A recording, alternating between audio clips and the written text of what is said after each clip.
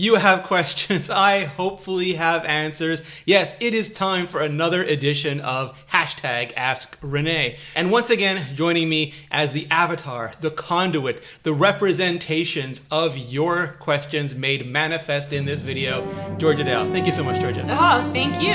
You ready to go? We are. Let's go. Okay, Renee, so David D. James asks, with Marzipan coming to the Mac next year, do you think we're getting closer to Apple making one device where you can run both iOS and Mac apps? So, we get this question a lot, and I think because people have this visceral fear that Apple's going to sneak into their houses and take away all their Macs one day. And there's some analysts who would like that. They think that iPhone and to some extent iPad make so much money that the Mac is a distraction for Apple, and they'd be able to focus better on future businesses if they let go of the past. And when you stop to think about it, Microsoft never had a successful mobile business, so they've been forced to bring Windows forward. And Google never had a legacy computing business, so they can just invent for the future. And Apple is sort of trapped between these two worlds. But I don't think they'll ever merge. What I think is more likely is that Apple will replace them both with something next. There'll be some next generation product that runs some next generation, maybe ROS, the reality operating system or something, that just takes over I talked about this before, just takes over any screen and becomes any product. So we'll have one little mother box, and it can be a phone, and it can be a computer, and it can be a watch, and it can be all these things, but it'll be a single source of authentication and cloud connection. So what you're really saying is that Apple's going to take away both from us? Yeah, they'll come to our house and steal the phones and the Macs. Jeff Artis asks, what's your favorite comfort recipe and can you share it? So my favorite comfort recipe actually comes from you and your husband, and that is straight old school Italian pasta. So I just, you sweat some onions, you add a little bit of garlic to it. You can add your San Marzano tomatoes if you have them, or just any other really good tomatoes. And that's it. Super simple. Olive oil, nothing fancy. And then a good tagliatelle. Or lasagna. Good Parmesan. Yeah, really good. Yeah, Grana Padano, if you can find it, but Reggio Parmigiana, definitely. You need fresh is really fresh. The question. Yeah, everything fresh. has to be fresh. The herbs have to be fresh. Don't do the canned stuff. Yeah. Just the tomatoes are Fewer, canned. fresher ingredients are the keys to culinary success. And taste as you go. Now I'm so hungry. Taste as you go. Matt Hewitt asks, does it make any sense for the first Intel free Mac to be a Mac Mini? Switching over to the Mac Mini first seems like a low-impact way to try it out. So maybe. I think if Apple were to push ARM onto the desktop, doing it with the Mac Mini is the best way to start, because you don't need high-end server performance. You don't have to replace Intel Xeon processors. You just have to replace the Intel Core processor series. But I think Apple will start with mobile. So a MacBook running ARM, I think, is probably much more likely for where they'll start. Keisha asks, what makes Apple unable to do social media right in their platforms? So, making products is hard, and you develop talent and skill over years, like expertise. Most companies are good at doing one thing. There are very, very few companies that can do multiple things, and very, very few companies who can switch what they do over time. Apple is near miraculous because they could go from being a traditional desktop computing company to being a phone company and a tablet company and a services business, and now maybe an automotive and AR wearable technology company. That is the exception, not the rule. A lot of companies, Palm and some of our favorites have crashed and burned. Microsoft hasn't transitioned, and we'll see what happens with Google. But it's really hard, and social networking is just so antithetical to Apple's core strengths, because traditionally they have not wanted a relationship with you. They want to sell you a product, but that's it. It's like if we go for dinner with Apple, we pay for dinner, but we get what we pay for. Where with social media companies, they give you a big lobster, and then they sort of look at you longingly or kind of grossly afterwards because they want you to put out. And that's a very different kind of business. I think Apple could do a very different kind of social network,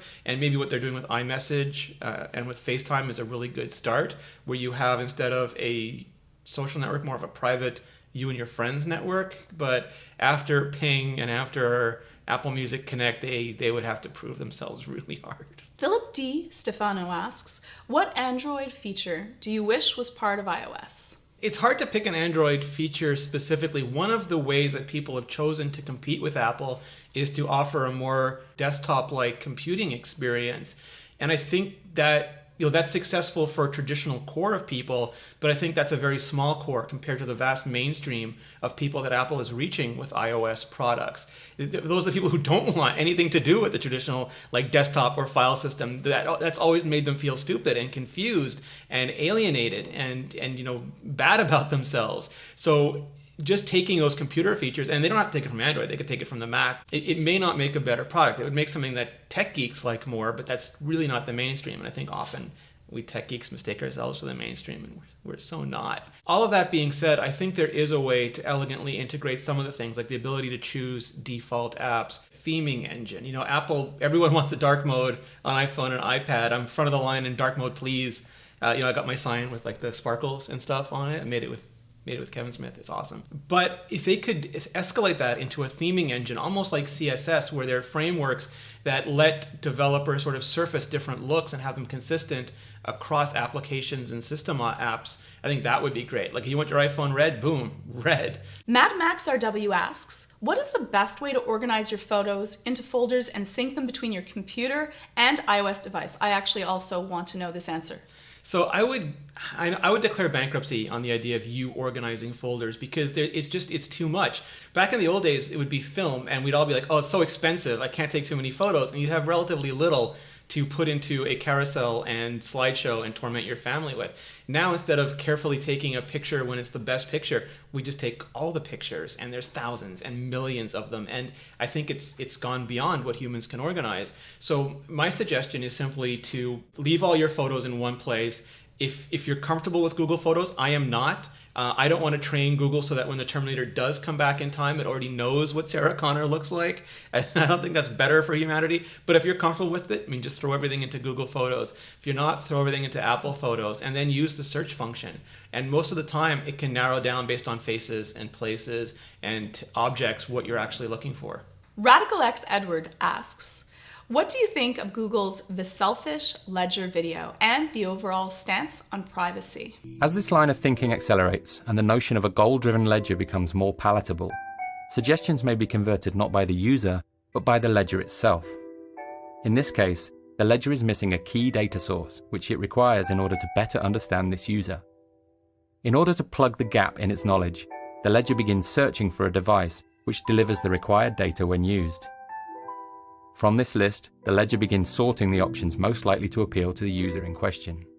So I have two thoughts on this. One is that Google wants to build the Star Trek machine. They've wanted to do that forever. Every other business they're in, even advertising, is simply to create the revenue and the systems that they need to actually say, hey, computer, and have that repository alpha for everything that we need. And that's astonishing. That is literally science fiction. It's the future of humanity.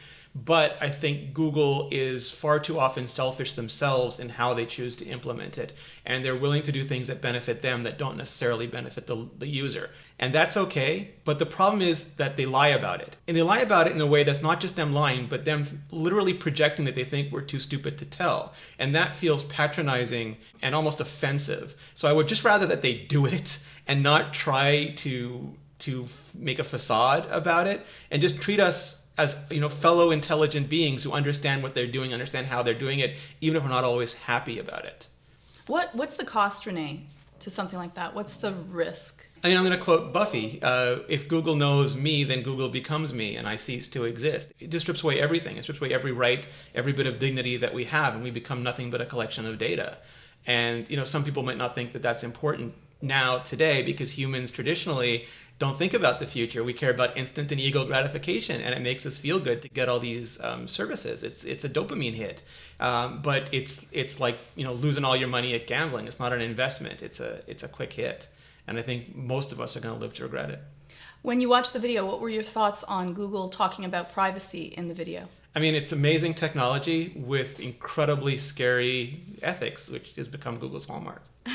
The Mr. Mobile asks, original Constitution-class or Constitution refit? I like the refitted one just because I'm not as big a fan of the really round warp nasals. I like the more round rect web nasals. But I think I'm going to go out on a limb now and say Enterprise E is my favorite design. It looks like a wedge out of hell. It's fierce. Live long and prosper, my friend. So Renee, I want to know, what's your favorite book? Oh, good question. So this is a little known fact about me. I don't really have favorites. I like wondrous variety. If I just had a favorite, I feel like it's too constrained. So I like having several options. I like several different, I don't have a favorite movie. I like several movies a lot. But doesn't that get really expensive? No, yeah. Oh God, no, because there's these great things now, these great services. And for books, I go to Audible. I've been using it, for a decade. I used to commute to work. And it would take 45 minutes to, in Quebec snow, 2 hours to get home. And I just listened to audiobooks when I travel. I still go to San Francisco several times a year. I listen to audiobooks. And it's fantastic. I like it better than reading because I'm so tired of looking at a computer screen all the time. My eyes they ache for relief, and my ears and my brain are like, no, more. My eyes are like, screw you, you're jerks. And they're like, no, give us, feed us. And I go to Audible and I download and I listen. One of my favorite books is Dune, Frank Herbert's Dune. And the version on Audible, it's half a reproduction of the stage play mixed with the other elements because the stage play was abridged. And some people don't like that because, the voices change between the different segments. But I love it. It's just such a good story. And the film version cut out a lot of what made the story good, but had all the great dialogue. And the miniseries kept the story, but cut out some of the best dialogue. Never made sense to me. In the book, it just has everything. So if you, Georgia, need to look in that place you dare not look and want to see me staring back at you, then you can just go to audible.com/vector or text vector to 500-500 and start your Audible subscription. Get a free book. Get Dune or get whatever appeals to you. There's so much stuff. So is that it? Halfway?